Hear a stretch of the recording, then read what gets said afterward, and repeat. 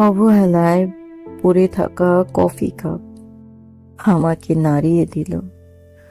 তা শুধু স্মৃতি নয়, বরং এমন গল্প যা ফুরায় না কোনোদিন।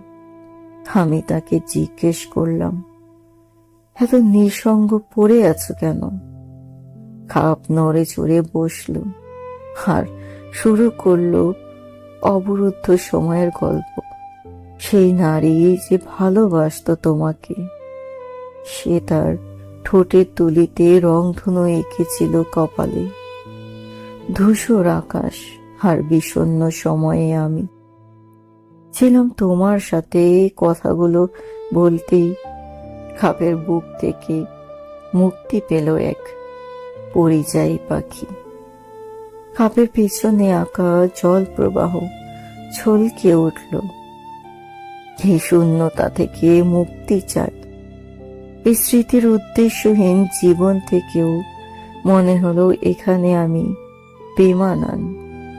কাপের দেহে বন্দি স্মৃতির মুক্তি আমাকে বসিয়ে দিল আয়নার দ্বারে। আমি এক স্মৃতি মুগ্ধ পর্যটক।